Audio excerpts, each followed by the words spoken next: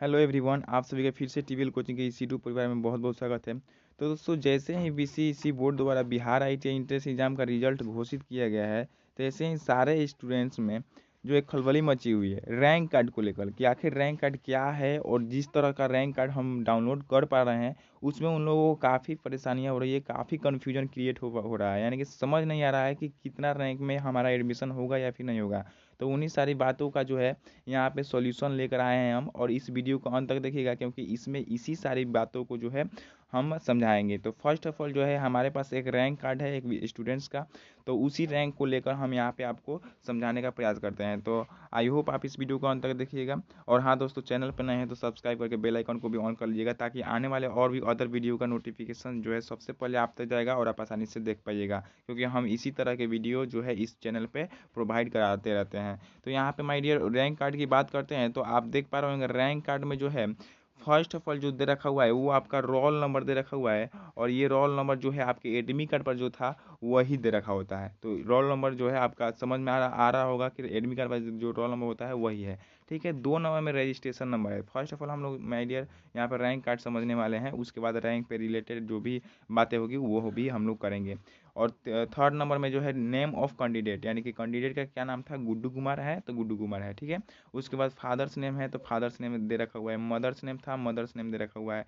Category जो था आपका, कैटेगरी क्या है, जो आप कैटेगरी डाले थे वो क्या है, तो इनका EBC है तो EBC दे रखा हुआ है। ठीक है, और आपका यदि BC होगा तो BC दे रखा होगा, आपका ST होगा तो ST होगा, SC होगा तो SC होगा, EWS होगा तो EWS लिखा होगा। ठीक है, और यहाँ पे आपका जेंडर दे रखा हुआ है कि जेंडर क्या है आपका, मेल है या फीमेल है, तो जो है होंगे ये आपके गुड्डू कुमार मेल हैं तो इसलिए यहाँ पे मेल दे रखा हुआ है।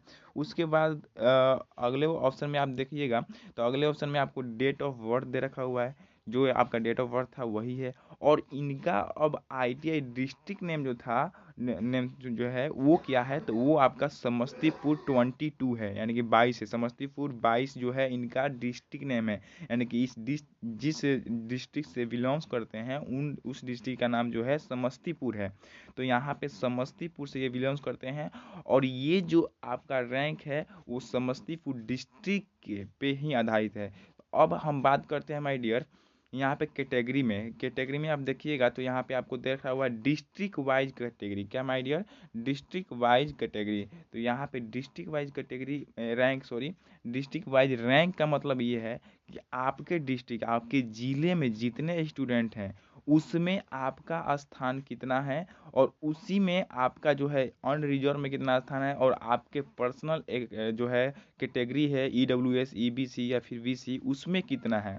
तो इन सारी बातों को यहाँ पे दे रखा हुआ है। तो यहाँ पे आप देखिएगा तो अनरिजर्व जो है, अनरिजर्व का मतलब ही होता है कि सारे स्टूडेंट, जिसमें जनरल भी आ जाएंगे, EWS SC ST वगैरह सारे कैटेगरी के स्टूडेंट आ जाएंगे, तो सबको कंपेयर करें तो इनका जो है समस्तीपुर जो इनका जिला है उस जिले में ये अनरिजर्व, यानी कि पूरे लड़के में पूरे स्टूडेंट जितने भी स्टूडेंट दिए थे एग्जाम उन सब में इनका स्थान जो है 141 है। क्या है माय डियर, 141 नंबर का स्थान है, इनका रैंक 141 है। ठीक है, और EWS EBC की बात करें यहाँ पे, EBC में यानी कि इनका जो पर्सनल कैटेगरी था EBC, उनमें इनका रैंक क्या है, तो उसमें जितने भी जिले में, सॉरी, उस जिले में जितने भी स्टूडेंट ITI का फॉर्म भरे होंगे और एग्ज़ाम दिए होंगे उसमें जितने भी EBC के कैटेगरी के लड़के थे, तो उन EBC की कैटेगरी के लड़कों में इनका जो स्थान है वो माय डियर कितना है, 35 है। तो यानी कि अपने कैटेगरी में इनका स्थान 35 है, और जनरल यानी कि रिजर्व अनरिजर्व जो कोटा होता है, यानी कि पूरे टोटल स्टूडेंट्स में, तो उनका इनका जो है 141 है। तो इस तरह जो है आपका अनरिजर्व और EBC होता है। अनरिजर्व की मतलब कि क्या, पूरा टोटल जितने भी स्टूडेंट आपके डिस्ट्रिक्ट में दिए थे एग्जाम वो, और EBC का मतलब क्या कि ये उनके पर्सनल कैटेगरी में कितना रैंक है वो। तो इस तरह जो है आप यहाँ पे जो है रैंक को समझ सकते हैं। तो यहाँ पे यही बातें जो है आपको इम्पोर्टेंट है और आपको ध्यान में रखनी है कि अनरिजर्व का क्या होता है और EBC क्या होता है, ये आप जान गए। अब बात करते हैं कि जो है आपका एडमिशन कितना रैंक पे होगा। तो माय डियर अभी हमारे जितने भी हमारे पास नॉलेज है और अभी तक के हम अनुमान से बता सकते हैं कि जो है जिनका रैंक अपने कैटेगरी जैसे EBC है इनका है, तो EBC में यदि जिनका रैंक 500 से, सॉरी, यहाँ पे 500 से नीचा है, यानी कि 500 तक जितना भी जिनका भी रैंक है अपने कैटेगरी में, पर्सनल कैटेगरी में, उनका एडमिशन पक्का हो जाएगा, ठीक है। और ऑन रिजर्व जो कोटा है, ऑन रिजर्व जो कोटा है, इसमें जिनका रैंक 1200 तक है माय डियर, कितना है, 1200 तक है, उनका भी रिजल्ट होगा। यानी कि ऑन रिजर्व में 1200 तक, और ईबीसी यानी कि सॉरी अपने पर्सनल कैटेगरी बीसी हो, एसी हो या फिर एसटी हो, इसमें 500 तक के रैंक वाले को काफ़ी अच्छा कॉलेज में काफ़ी अच्छा ट्रेड मिल जाएगा, ठीक है। और यहाँ पे ये भी बात आपको ध्यान रखना होगा कि डिस्ट्रिक्ट वाइज का मतलब कि क्या, आप अपने डिस्ट्रिक्ट में ही जो है इतने नंबर पे हैं और इतने नंबर पे आप अपने कैटेगरी में हैं। यानी कि अपने डिस्ट्रिक्ट में ये कितने नंबर पे है, 141 नंबर में है जितने भी स्टूडेंट एग्जाम दिए थे, और ईबीसी यानी कि पर्सनल कैटेगरी में कितना है, 135 नंबर पे है।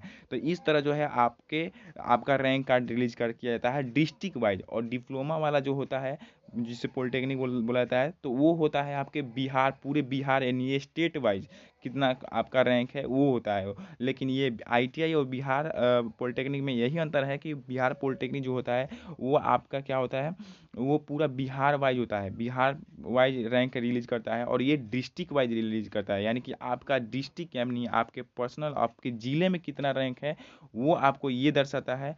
और वहाँ पे बिहार पॉलिटेक्निक क्या दर्शाता है, आपके जो है अपने कैटेगरी में कितने रैंक है, सॉरी बिहार वाइज क्या दर्शाता है, आपके पूरे बिहार में कितना रैंक है वो दर्शाता है। तो यहाँ पे दोस्तों माय डियर काफ़ी स्टूडेंट्स कॉल करते हैं, तो यहाँ पे हम अपना वीडियो अंत करते हैं। आई होप कि आपको ये पूरा सारा कन्फ्यूजन क्लियर हो गया होगा। इसके बाद भी कोई भी कन्फ्यूजन वगैरह है, और जिन स्टूडेंट्स का जो है रैंक कार्ड रिलीज नहीं हो पा रहा है या फिर डाउनलोड नहीं हो रहा है, वो कमेंट में बोलिएगा, हम आपका डाउनलोड करके जो है टेलीग्राम पे सेंड कर देंगे, या फिर टेलीग्राम चैनल जो है आपके डिस्क्रिप्शन बॉक्स में आपको मिल जाएगा, उसमें क्लिक करके आप ज्वाइन कर लीजिए, ठीक है। तो आई होप आपको ये पूरा वीडियो अच्छा लगा होगा। इसके बाद भी फिर हम लाइव आकर आपको बताने वाले हैं कि किस तरह काउंसलिंग की करना है, और किस तरह जो है और अच्छे से विस्तार से आपको बताने वाला है कि कितना रैंक वाले को कौन सा कॉलेज मिलेगा, सरकारी मिलेगा या जो है प्राइवेट मिलेगा। तो आई होप आप हमारी बातों को समझ गए होंगे। तो चलिए इस वीडियो का अंत यहीं पे करते हैं, मिलते हैं अगले वीडियो में। धन्यवाद, जय हिंद।